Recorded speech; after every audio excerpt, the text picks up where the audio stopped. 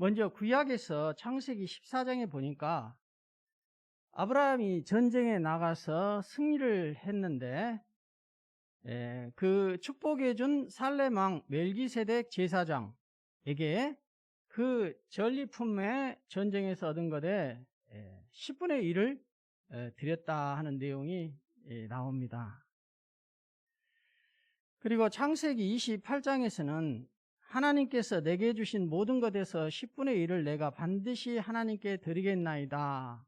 이렇게 야곱이 하나님께 11조를 드리겠다고 약속한 내용이 나옵니다. 이것은 야곱이 형 에서의 장자의 축복을 가로챈 후에 형을 피해 하란으로 도망가다가 베델에서 나타난 하나님께서 복을 주시겠다고 하니까 하나님께서 나로 내 고향 아버지 집에 평안히 다시 돌아가게 하시면 11조를 드리겠다고 하나님께 약속한 내용입니다. 이후 구약시대 모세의 율법이 주어진 후 신정국가가 설립이 되었습니다. 신정국가는 곧 하나님이 다스리고 통치하는 그런 국가죠. 그래서 신정국가의 이스라엘의 상황에서는 11조가 오늘날 세금과 같이 강제로 부과한 적이 있었습니다. 구약시대 이스라엘에게는.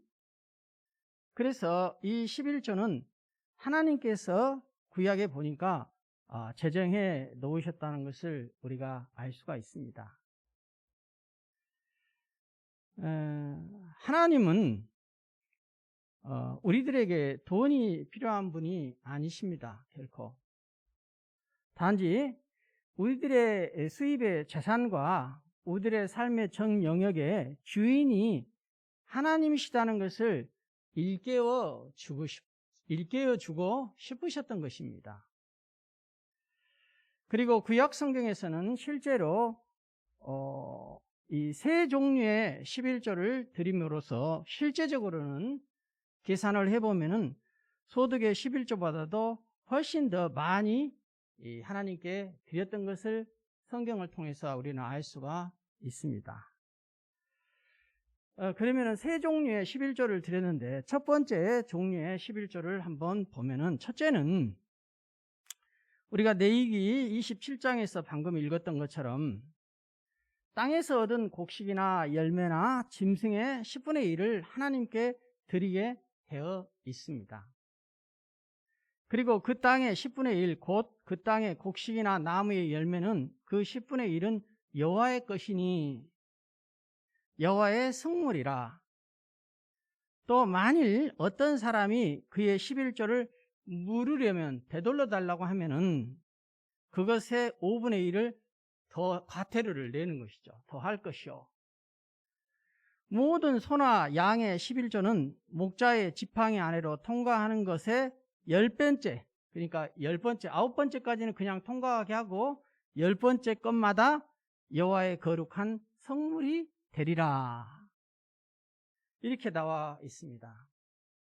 그래서 이와 같은 11조는 유대인의 왕이요 창조주 하나님께 드리는 것으로 이스라엘의 11지파가 네 지파, 한 지파를 먹고 살 수 있도록 도와서 그들이 전적으로 하나님의 일을 할 수 있도록 하고 또 그 성막의 운영을 위한 기부나 또 찬양 등에 필요한 하나님 앞에 제사 드리기 위해 필요한 경비를 충당하라고 또 책임지라고 이렇게 제정해 놓으신 것입니다.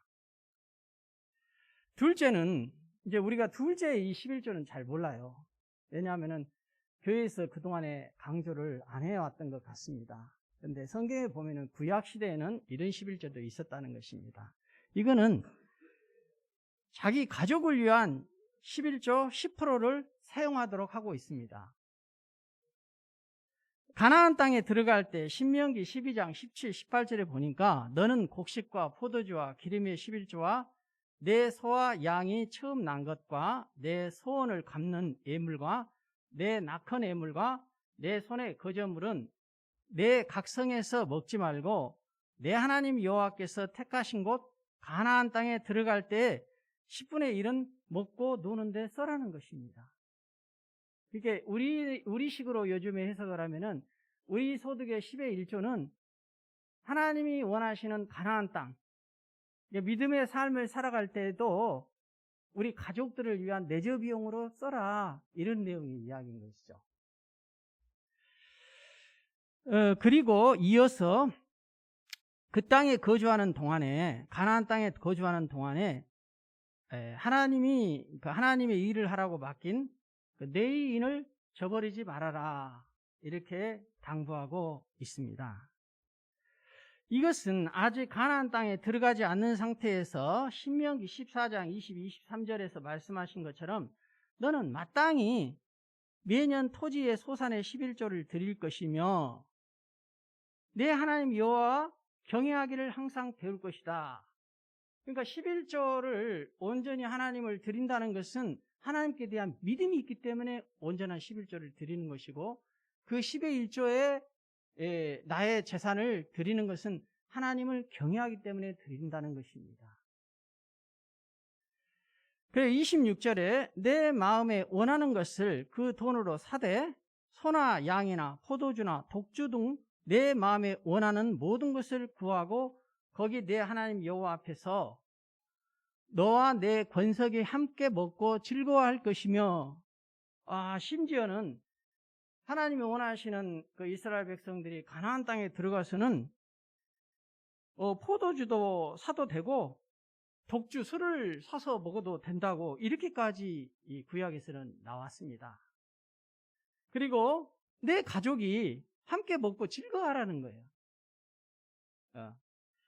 그리고 레위인은 역시 분깃이나 기업이 없는 자이니 또한 저버리지 말지니라. 이와 같이 10분의 1을 자기 가족이 먹고 사용하는 것을 통해서 하나님께서 우리 가족을 도와주셔서 우리 가족이 먹고 살고 있다는 것을 알게 하고, 그러므로서 하나님을 경외하고 두려워하는 것을 배우라는 것입니다. 그 다음에 이제 또 세 번째 11조가 있어요. 세 번째 11조는 뭐냐? 신명기 14장 28절에서 29절까지 나와 있는데, 정확하게 3년이 끝날 때, 그러니까 이거는 3년마다 구제를 위한 10분의 1을 내라는 것입니다. 3년마다 10%를 내면은 매년 연으로 따지면 3.3%, 소득의 3.3%를 구제연금으로 내라, 이런 내용입니다. 왜냐하면은 분깃이나 기업이 없는 내인과 내 성중에 거하는 객과 과와 가부들이 와서 먹고 배부르게 하라. 이거는 뭔 말입니까? 이제 분깃이나 기업이 없는 내인들, 하나님이 하는 사람들이나 또 내 성중에 거류하는 객, 나그네들, 그 다음에 고아 가부들, 그러니까 형편과 처지가 가난하고 교회에서 돌봐야 할 이웃들이 있으면은 그들로 하여금 먹고 배부르게 하라는 것입니다. 우리 아버지 하나님의 마음이 그렇다는 거예요. 그리하면은 내 하나님 여호와께서 내 손으로 하는 범사에 내게 복을 주시리라. 왜? 하나님의 마음과 뜻이 담겨있기 때문에 그렇게 교회가 구제 헌금을 하면은 하나님께서도 그런 교회에, 그런 성도에게 복을 주시겠다고 약속을 한 것입니다. 왜? 아버지 하나님의 마음과 뜻이 있기 때문에 그렇다는 거예요. 이처럼 구약에서는 최소한 23.3%를 매년 내도록 되어 있습니다. 그래서 이제 구약은 오늘날 이 시대하고 달라요. 오늘날 시대는 민주 시대고 신정 국가가 아닙니다. 그러나 구약에서는 신정 국가예요. 하나님이 중심이 되어 통치하고 다스리는 국가이기 때문에 모든 법의 기준이, 율법이 법의 기준이요 잣대입니다. 그래서 율법대로 만약에 이렇게 하지 않으면 죽든지 아니면은 이스라엘 밖으로 나가든지, 그 하나님의 백성으로 인정을 안 하는 거예요. 11조를 하지 않으면. 율법이 그렇게 돼 있기 때문에. 그러나 그럼에도 불구하고 하나님께서는 이렇게 할 수 있도록 누구에게나 다 하나님이 지파대로 각 지파대로 11지파에게 땅을 골고루 나누어 주셨어요.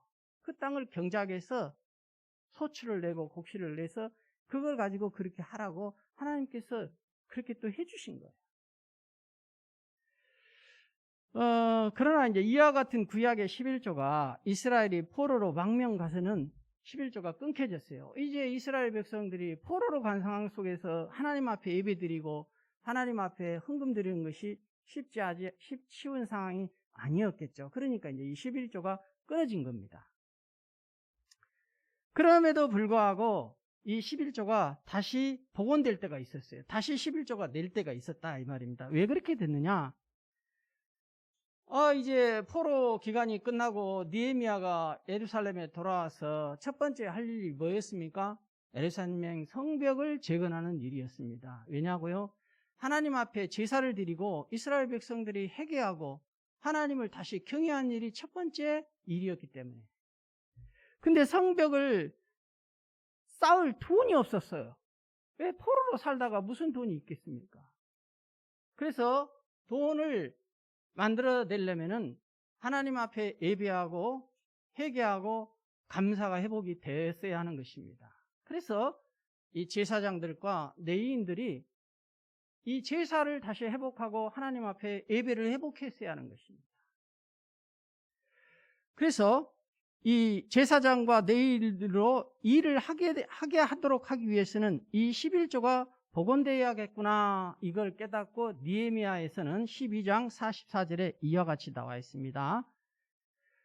그날에 성벽을 재건하려고 할 때에 사람을 세워 곡간을 맡기고 곡식창고를 이렇게 사람 맡긴다 이거죠. 곡식창고 맡을 사람을 제사장들과 레위 사람들에게 돌릴 것, 곧 율법에 정한 대로 거제물과 처음 익은 것과 11조를 모든 성읍 밭에서 거두어 이 곡간에 쌓게 하라. 쉽게 말하면은 교회 재정을 채우게 하라는 것이죠.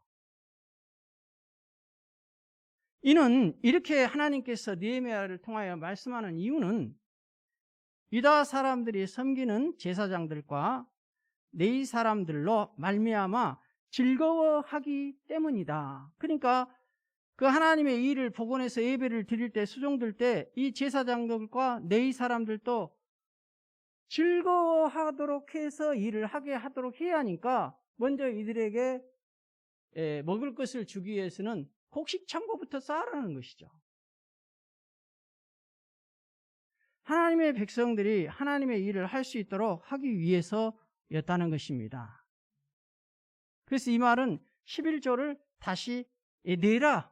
느헤미야를 통하여서 하나님께서 그렇게 말씀을 하시는데 그럼 어떻게 됐느냐? 실제로 이렇게 했느냐?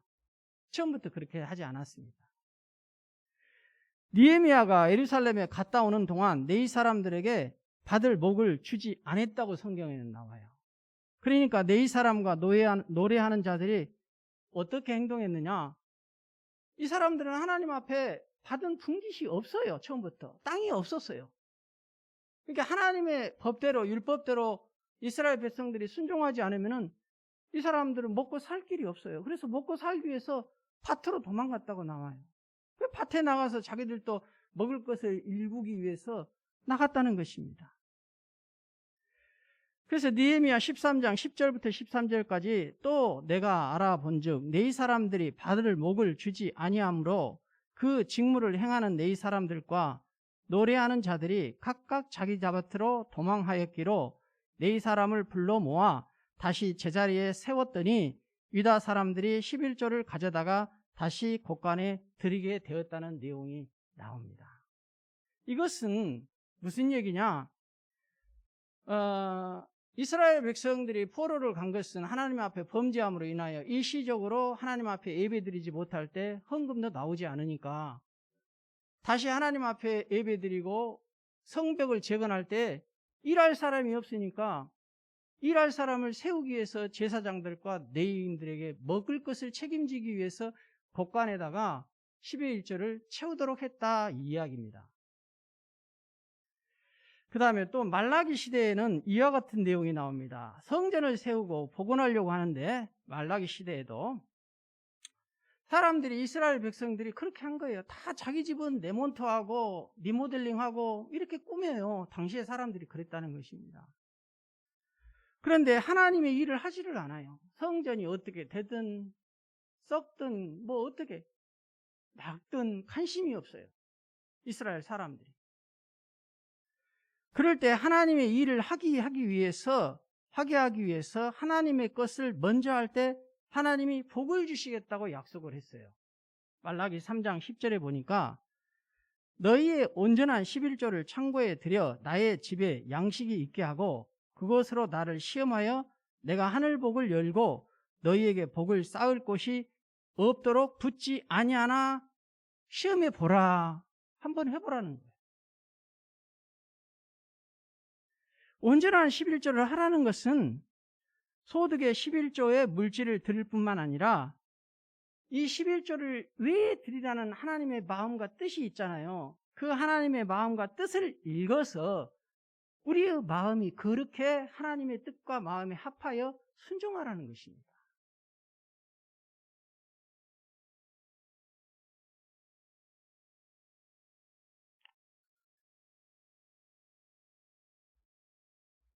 그래서 온전히 하라라는 의미를 담고 있는데 이 온전히 하라는 것, 이 말 안에 이 물질을 10의 1조로 온전히 드리라는 뜻도 포함되어 있지만은 우리의 마음을 온전히 하나님 앞에 하나님이 정하신 그 11조의 정신대로 마음과 같이 하나님께 드리라 그것입니다. 그걸 볼 때 하나님께서 아, 너가 나를 경외하는구나 평가를 하겠다는 것입니다.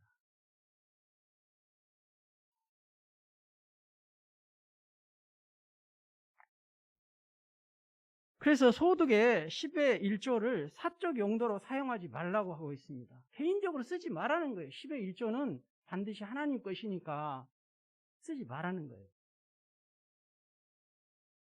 어떠한 소득이 되었든 그 종류에 관계없이 자기의 소득의 10분의 1을 반드시 하나님 앞에 온전히 마음과 함께 드려라 하는 것이 구약에 나타난 하나님의 11조의 정신과 마음과 형식이었습니다. 자, 이어서 신약에서는 11조를 언급하는 곳이 두 곳이 있습니다. 먼저 마태복음 23장 23절에 보니까 화 있을진저 예시가는 서기관들과 바리새인들이여 너희가 박하와 해양과 근처에 11조는 들이되 율법에 더 중한 바 정의와 긍휼과 믿음은 버렸도다. 그러나 이것도 행하고 저것도 버리지 말아야 할지니라. 이것은 11조를 말하고 저것은 정의와 긍휼과 믿음을 말합니다. 예수님이 11조를 하라고 말하는 내용이 아니에요. 근데 일반적으로 교회에서는 이것을 교회에서 11조 하라고 이렇게 가르치기도 하는데 이것은 성경의 문맥과 구약과 신약의 전체적인 흐름을 이해하지 못한 내용입니다. 이 말을 이 예수님이 이 말을 제자들에게, 서기관들에게 지금 하는 이 말하는 시점이 언제냐? 십자가 사건 전 구약 시대의 이야기입니다. 아직 예수님이 십자가 지지 않고 교회가 탄생하지 않는 때였어요. 그래서 이때 당시 바리새인들은 이들의 삶의 기준이 복음이 아니라 율법에 따라 생활하던 때였었죠. 그래서 예수님이 지금 이 서기관과 바리새인들에게 11조 하라는 내용이 아니라는 얘기예요. 이 시간은 유대인들에게 하나님이 원하시는 11조만 형식적으로 드리지 말고 공의와 긍휼과 믿음을 버리지 말라 이런 내용의 이야기예요.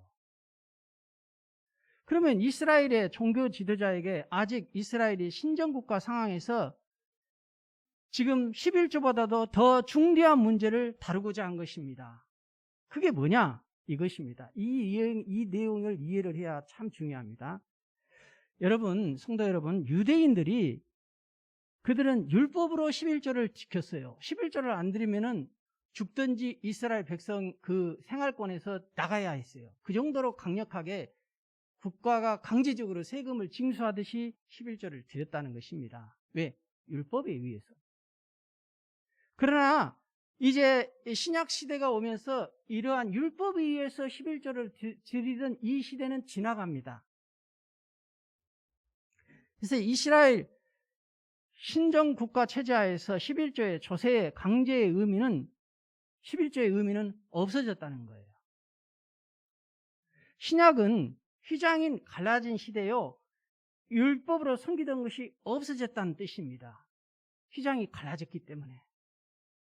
그러나 예수님이 본문에서 말씀하시고자 하는 것은 하나님께 드리는 구약의 율법에 근거하여 제소와 향신료의 11조는 형식적으로 너희들이 잘도 지켜서 드린다마는 구약에서 하나님께서 제정하셨던 11조의 정신을 이어받지 못하고 있다 이거예요. 그러니까 왜 헌금을 드리면서 형식적으로는 드리지만 정의롭지 못하느냐? 왜 이웃이 굶어 죽어가는데 그 이웃을 돌보지 않느냐?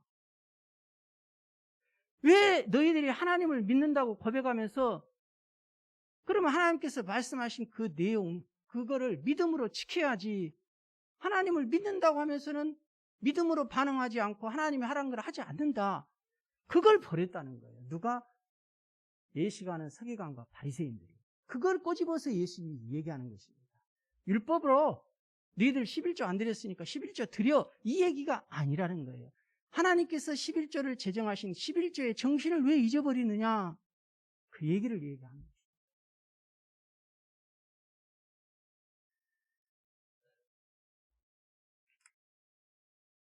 신약에서 11조 얘기는 히브리서 7장 4절 10절에 또 나옵니다. 근데 이것도 사실은 11조 얘기가 아니에요. 근데 교회에서는 이것도 11조의 얘기로 가르쳐 오기도 하는데 이것도 전체적으로 이해를 하지 못하기 때문에 이렇게 이해할 수도 있습니다. 잘 들어보십시오.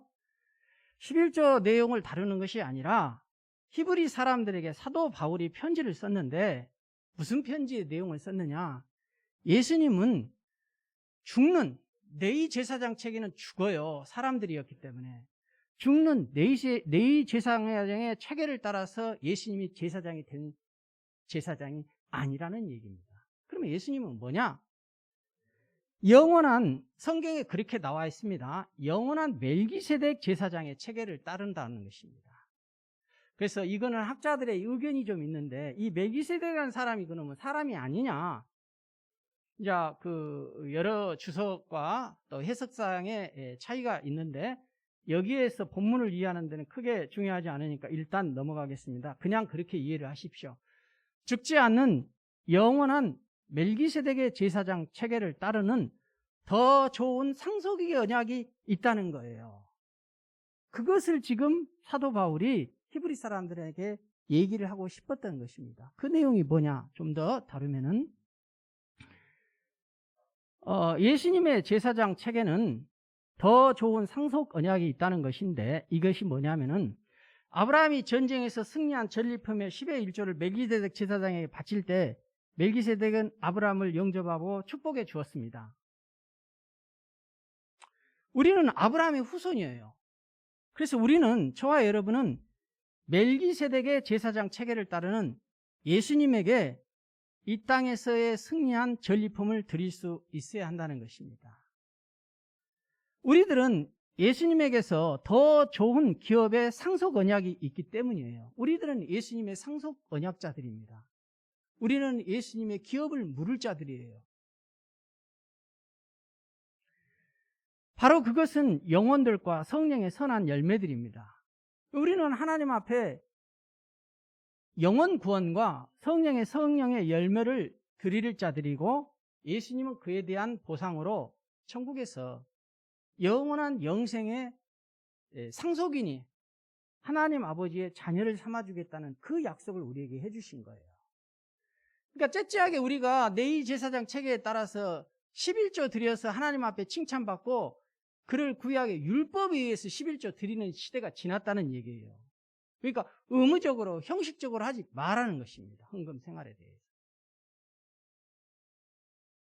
구약의 옛 언약의 율법으로는 11조를 멍에와 짐처럼 율법적으로 지켜야 했지만은 신약에서는 새 언약의 마음으로 하나님께서 성령의 은혜를 우리에게 주셨기 때문에 성령의 감사함으로, 정말 기쁨과 감사함으로 하나님 앞에 드리라는 이런 내용의 이야기입니다. 그래서 고린도후서 3장 6절에는 그리스도께서 새 언약의 일꾼 되기에 만족하게 하셨으니 율법 조문으로 하지 말라는 거예요. 오직 영으로 하라는 거예요. 율법 조문은 죽이는 거예요. 그러나 영은 살리는 것입니다. 그래서 성령의 은혜에 감사하여 11조의 의미를 가지고 하나님 앞에 기쁨으로 감사함으로 믿음의 고백으로 이웃을 사랑하는 긍휼한 마음으로 하라는 것입니다. 신약 교회 성도들에게 율법적으로 11조를 바치라는 내용은 아니지만은, 그러나 구약 시대나 신약 시대나 하나님이 일을 하는 사람들이 있습니다. 신약 시대에도 건물이나 사역자가 필요합니다. 동일하게. 그래서 교회는 유기체 하나의 조직이에요. 사회에서 말하는 라이언스 클럽과 같은 하나의 조직체다는 것이죠. 교회도 똑같이. 그러면 세상의 모임에서도 그 모임이 유지되기 위해서는 회비를 내요. 우리가 음악회를 가더라도 음악회 입장료를 내고 들어갑니다. 그와 마찬가지로 교회를 유지하려면은 사역자가 일할 수 있도록 또 일한 자의 수고를 주어야 하고, 또 교회 여러 가지 운영상 일을 하려면은 교회에도 재정이 필요합니다. 바울도 고린도 전서 16장 2절에 주의 첫날에 너희 각 사람이 수입에 따라 모아 두어서 내가 갈 때에 연보를 하지 않게 하라고 말합니다. 그래서 신약에서는 자기 수입에 비례해서 내가 하나님을 믿음으로 바라보고 헌금을 드리라는 것입니다. 구약은 신약의 모형이어서 하나님의 일을 하려고 할 때 신약도 보편적인 기준이 필요합니다. 그러면은 신약에서 하나님 앞에 헌금을 드릴 때 구약의 보편적인 기준을 따올 때 어떻게 신약 시대의 교회가 성도들에게 권면을 하고 이 헌금 생활을 성경적으로 하나님이 기뻐하시게 할 것인가? 구약에서는 신약의 11조보다 더 많이 23.3%를 강제로 부과했다니까요.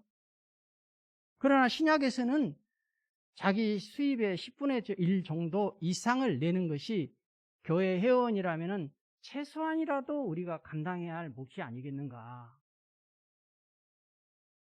그 정도는 최소한의 규칙이 되어서 그동안 교회에서는 전통처럼 10분의 1을 하나님께 드리는 마음을 가지도록 가르쳐 왔던 것입니다. 그것은 복음주의 우리 한국 교회 모든 교회의 전통이 되었고 헌법이나 교회 정강이나 노예 규칙에도 성도의 의미에 있습니다. 우리가 예수를 믿게 되고 세례를 받아 정식으로 교회 회원이 된 사람일 경우에는 감사함으로 하는 것이 믿음의 성도의 믿음에 마땅한 자세요, 하나님 앞에 믿음의 표현이라는 거예요. 그 11조를 온전히 안 하면은 하나님께서 우리들의 믿음을 뭘로 증명해 보이겠느냐? 로마서 1장 21절에 하나님을 알되 하나님을 영화롭게도 아니하며 감사하지 아니하고 오히려 생각이 허망하고 그 마음이 어두워졌다고 나옵니다. 때문에 성도는 하나님께 감사함으로 물질을 드릴 때 마태복음 6장 21절에 보니까 너희 보물이 있는 곳에 너희 마음이 있다고 나와 있습니다. 그래서 우리가 하나님 앞에 물질을 드릴 때에도 하나님은 우리의 마음을 받기를 원하신다는 것입니다.